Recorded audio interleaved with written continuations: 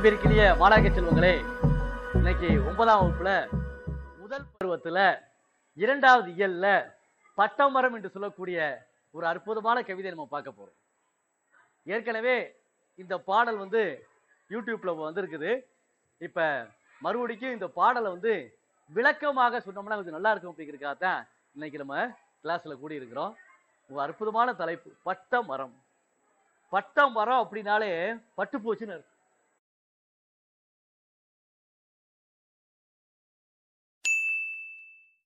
அன்பிற்கினிய மாணாக்க செல்வங்களே, இன்னைக்கு 9ஆம் வகுப்புல முதல் பருவத்துல 2வது இயல்ல பட்டமரம் என்று சொல்லக்கூடிய ஒரு அற்புதமான கவிதை நம்ம பார்க்க போறோம். ஏற்கனவே இந்த பாடல் யூடியூப்ல வந்திருக்குது. இப்ப மறுபடிக்கும் இந்த பாடலை விளக்கமாக சொன்னோம்னா கொஞ்சம் நல்லா இருக்கும் அப்படிங்கிறதுக்காக தான் இன்னைக்கு நம்ம கிளாஸ்ல கூடி இருக்கிறோம். ஒரு அற்புதமான தலைப்பு பட்டமரம். பட்டமரம் அப்படின்னாலே பட்டு போச்சுன்னு அர்த்தம். என் வாழ்க்கையே பட்டு போச்சுங்கிறாம சில பேரு. அப்படின்னா என்ன அர்த்தம்னா ஒண்ணுமே இல்லாம போச்சுன்னு அர்த்தம். ஒரு சாதாரண ஒரு சின்ன விதை உழைக்கிறது அப்படியே உழைச்சு பெரிய மரமா வருது பத்தியா. சின்ன இலைக்கு சின்ன விதைக்குள்ள ஏகப்பட்ட பல விருட்சங்கள் காத்திருக்கிறது. ஒரு புள்ளிய வச்சுதான் எல்லாமே தொடங்குகின்றது. அந்த அடிப்படையில நம்முடைய வாழ்க்கையில நடக்கக்கூடிய எல்லா சம்பவங்களுமே எப்படி இருக்கிறது என்றால் ஒரு புள்ளியிலதே ஆரம்பிக்கின்றது. அப்ப அந்த புள்ளிதான் விதையாக வருகின்றது, விருட்சமாக வளர்கின்றது. அவளெல்லாம் தாண்டி ஒரு மரம் பட்டு போச்சுன்னா அது அழுகும், பட்டு போச்சுன்னா அது வருந்தும், பட்டு போச்சுன்னா அது அப்படியே சோகமாயிருங்கிற விஷயத்த நமக்கு புரிய வைக்கிறதுக்காக கவிஞர் தமிழ் ஒளி அவர்கள் ஒரு அற்புதமான பாடத்தை, ஒரு அற்புதமான கவிதையை உங்களுக்காக தந்திருக்கிறார். இன்னைக்கு ஒரு அற்புதமான கவிதை நம்ம பார்க்க போறோம். ஒண்ணும் இல்ல, மொட்டை கிளையோடு நின்று தினம் பெரும் மூச்சு விடுமரமே. மொட்டை கிளை, மொட்டை அடிச்சா ஒண்ணுமே இருக்காது, முடியெல்லாம் இருக்காது. ஒரு மரம் எப்பொழுது மரமாக இருக்கிறது என்றால் அது அழகாக பூ பூத்து காய் காத்து கனிஞ்சு அழகாக பரவுகின்ற பொழுது அந்த மரம் மரமாக இருக்கிறது. அந்த மரம் அப்படியே பட்டு போச்சுன்னா, மொட்டை ஆயிடுச்சுன்னா பார்ப்பதற்கு விகாரமாக தெரியும். இது ஒரு வாழ்க்கை தத்துவமே இருக்குது. என்ன தெரியுமா தத்துவம்?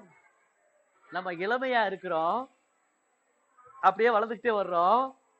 ஒரு குறிப்பிட்ட காலத்துல வந்த உடனே நம்முடைய வாழ்க்கை, நம்முடைய உடல் தளர ஆரம்பிச்சிருது. நாடி நரம்பு அத்தனையும் தளர்ந்தே போச்சு, நலம் எங்கோ பறந்தேதான் ஓடி போச்சு, கூன் விழுந்து முதுகெலும்பு ஒடிந்தே போச்சு, குண்டுப்பல் எல்லாமே கொட்டி போச்சு, ஏன் விழுந்தா என்று நான் கேட்டால் போச்சு, யமதர்மன் எமை நோக்கும் பாச வீச்சு. நம்முடைய வாழ்க்கையில குழந்தை பருவத்திலிருந்து கடைசியாக முதுமை பருவம் வர்ற வரைக்கும் எப்படி வாழ்க்கை பயணம் இருக்கிறதோ அதனை போல இந்த பட்ட மரத்திற்கும் வாழ்க்கை இருக்கிறது. அது முடிந்து போன விஷயத்தை அற்புதமாக கவிஞர் தமிழொலி படம் பிடித்து காட்டுகின்றார். இப்ப பாருங்க, வரிகளை பாருங்க. மொட்டை கிளையோடு நின்று தினம் பெரும் மூச்சு விடும் மரமே, வெட்டப்படும் ஒரு நாள் வரும் என்று விசனம் அடைந்தனையோ, வெட்டப்படும் ஒரு நாள் வரும் என்று விசனம் அடைந்தனையோ, குந்த நிழல் தர கந்த மலர் தர கூரை விரித்த இலை, குந்த நிழல் தர கந்த மலர் தர கூரை விரித்த இலை, வெந்து கருகிட இந்த நிறம் வர வெம்பி குமைந்தனையோ, கட்ட எனும் பெயர் உற்று கொடுந்துயர் பட்டு கருகினையே, பட்டை எனும் உடையிற்று கிழிந்தளில் புற்றோ இழந்தனையே, காலம் எனும் புயல் சீர் எதிர்க்க கலங்கோ ஒரு மனிதன், ஓலமிடக்கரம் நீட்டிய போல் இடர் எய்தியே உழன்றனையே, பாடும் பறவைகள் கூடி உனக்கொரு பாடல் புனைந்ததுவோ, மூடு பனித்திரை ஊடு புவிக்கொரு மோகம் கொடுத்ததுவோ, ஆடும் கிளைசை ஏறி சிறுவர் குதிரை விடுத்ததுவோ, ஏடும் தரு கதையாக முடிந்தன இன்று வெறுங்கனவே.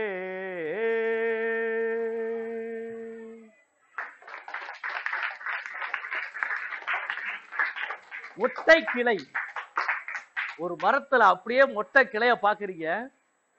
மொட்டை கிளையோடுத்து நின்று தினம் பெரும் மூச்சு விடுமரமே. பெருமூச்சு, தண்ணி கிடைக்காம, அடியில தண்ணி கிடைக்காம, வறண்டு போய் கிடக்கக்கூடிய தண்ணி கிடைக்காம இந்த மரம் பெருமூச்சு விடுதான். பெருமூச்சு இலைய உருவாகிற தண்ணியை எடுக்கிறதுக்கு முடியல. அதான் ஒரு பெருமூச்சு. நம்மளே சில நேரங்களில் பெருமூச்சு விடுவோம். அப்பாடா விடுறோமா? அப்ப உடம்பு சரியில்லைன்னு அர்த்தம். உடல்நிலை சரியில்லாமல் போனால் நாம் பெருமூச்சு விடுவோம். அப்ப அந்த அடிப்படையில மொட்டை கிளையோடு நின்று நாம் பெருமூச்சு விடும் மரமே, வெட்டப்படும் ஒரு நாள் வரும் என்று விசலம் அடைந்தனையோ. இன்னைக்கா வெட்ட உருவாய் நினைச்சுக்கிட்டு இருந்தியா? வருத்தப்பட்டியா? விசலம்னா வருத்தம். வெட்டப்படும் ஒரு நாள் வரும் என்று விசலம் அடைந்தனையோ. கவலை அடைஞ்சிட்டியாடா? கவலை அடைஞ்சிட்டியா? குந்த நிழல் தர, குந்த நிழல் தர, உட்காருவதற்கு நிழலை கொடுத்த கந்த மலர் தர. கந்தம்னா மனம், மனம் பொருந்திருக்கக்கூடிய மலரை தந்த குந்த நிழல் தர, கந்த மலர் தர, கூரை விரித்த இலை. அப்படி அழகா கூரை அப்படியே விரிச்சு, இலை இலையா விரிச்சு, மரங்கள் அப்படியே பச்சை பச்சேன்னு உதிர்ச்சு, அழகா இருந்துச்சு. அப்படிப்பட்ட குந்த நிலதர கந்த மலதர கூரை விரித்த இலை வெந்து கருகிட, வெந்து கருகிட இந்த நிறமர வெம்பி குமைந்தனையோ. வெந்து கருகிட அப்படி கருகி போச்சு எல்லாம். இந்த நிறம் வர அப்படி நிறம்ல மாறி போச்சு. மரத்துல பச்சை பச்சையா இருந்த மரம் மாறி போச்சு. அப்படியே பழுப்பு நிறமா ஆயிருச்சு. அப்படியே மஞ்சள் கலர்ல அப்படி வந்துருச்சு. அப்படி சருகா ஆயிருச்சு. எல்லாம் காஞ்சு போச்சு. வெந்து கருகிட இந்த நிறம் வர வெம்பி குமைந்தனையோ. அப்படியே கட்டையனும் பெயர் உற்று கொடுந்து உயர் பட்டு கருகினையே. எல்லாமே கருகி போய் கட்டை, நீ கட்டையிலாட்டா போக அப்படிங்கிறாங்க. இல்ல, நீ கட்டையிலதான் போவ அப்படிங்கிறாங்க. அப்ப என்ன அர்த்தம்? கடைசியாக விறகுக்கு கட்டையாக மாறுகின்றது. கட்டை எனும் பெயர் உற்று கொடுந்துயர் பட்டு கருகினையே. உன் வாழ்க்கைய பட்டு போச்சு. பட்டை எனும் உடையி, பட்டை எனும் உடை இற்று கிழிந்து எழில் முற்றும் இழந்தனையே. அது கட்டியிருக்கக்கூடிய வேட்டி போச்சு, சட்டை போச்சு, சேலை போச்சு, பிளவுஸ் போச்சு, எல்லாமே போச்சு. பட்டை எனும் உடை, அந்த மரத்துக்கு எது உடை, எது ட்ரெஸ், எது ஆடை? பட்டைதான் ஆடை. இப்ப பட்டைதான் ஆடை. அந்த பட்டை என்ன செஞ்சிருச்சு? உறிஞ்சிருச்சு. உறிஞ்ச உடனே அந்த மரம் நிர்வாண கோலமாக காட்சியளிக்கின்றது.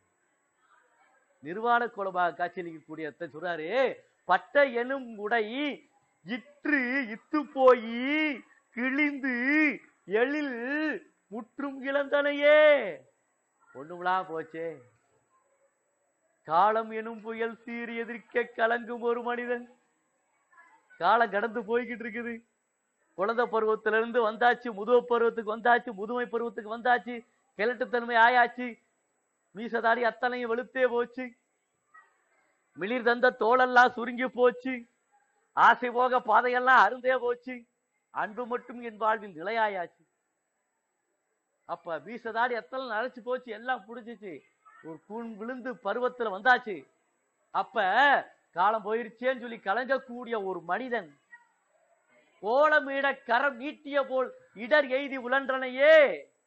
இந்த காலம் என்று சொல்லக்கூடிய இந்த வாழ்க்கை என்னை நகர்த்தி போட்டு விட்டதே என்று மனிதன் புலம்புவதைப் போல மரமே நீ புலம்புகின்றாயா? பாடும் பறவைகள் கூடி உனக்கொரு பாடல் புனைந்ததுவோ. இந்த மரத்துல எத்தனை பறவைகள் உட்கார்ந்தன, எத்தனை பறவைகள் சுதந்திரமாக பறந்து வந்து இங்க அமர்ந்தன, எத்தனை பூக்களை கொய்தன, எத்தனை கனிகளை சாப்பிட்டன, எத்தனை காய்களை உண்டன. அத்தனை பறவைகளும் இப்ப உங்ககிட்ட உட்காருமா? உங்ககிட்ட ஒண்ணுமே இல்லையே, எப்படி உட்காரும்? அப்ப பாடும் பறவைகள் கூடி உனக்கு ஒரு பாடல் புனைந்ததுவும் மூடு பனித்திரை ஊடு உனக்கு புவிக்கொரு போகம் கொடுத்ததும் இந்த புவியில எல்லாமே நடக்கக்கூடிய எல்லாமே மூடு பனித்திரையாக இருக்கிறது. யாருடைய வாழ்க்கை யாருக்கு வெளிச்சமாக தெரியல, எல்லாருடைய வாழ்க்கை மூடு பனித்திரையாக இருக்கிறது. இந்த மரத்தை பத்தி யாருக்கா கனவு கண்டமா? இந்த மரத்தை பத்தி ஏதாவது தெரியுமா? நமக்கு எதுவுமே தெரியாது. அப்ப மூடு பனித்திரை, மூடு புவிக்கொரு மோகம் கொடுத்ததும், மோகம்னா ஆசை, ஆசையை கொடுத்ததும். அடுத்த வரிதான் சூப்பர் வரி. ஆடும் கிளை மிசை ஏறி சிறுவர் குதிரை விடுத்ததும். அந்த கிளையில உட்கார்ந்துக்கிட்டு எல்லாருக்கும் ஆடினாங்களாம். டங்கடக்கா டங்கடக்கா டங்கடக்கா டங்கடக்கா. ஆலமரம் விழுத பிடிச்சி தொங்குவாங்க பார்த்திருக்கியா? இங்க இருந்து அப்படி ஜல்ல அப்படி போவாங்க, போயிட்டு வருவாங்க, அப்படி போயிட்டு வருவாங்க. சூப்பரா இருக்கும். அப்ப மரங்கள்ல ஏறி உட்கார்ந்து விளையாண்ட காலம்லாம் போச்சா? இந்த மரங்கள் பசுமையாக இருந்தா தாண்டா மரமா இருக்கும். அது பட்டு போன மரத்துல யாரு வருவா? சொல்றாரு, ஆடும் கிளை, ஆடக்கூடிய கிளை மிசைனா மேலே, ஆடும் கிளை மேலே ஏறி சிறுவர் குதிரை விடுத்ததும். அந்த கிளையில உட்கார்ந்துக்கிட்டு சிறுவர்கள் எல்லாம் ஆட்டம் போட்டதும் எல்லாம் போச்சா?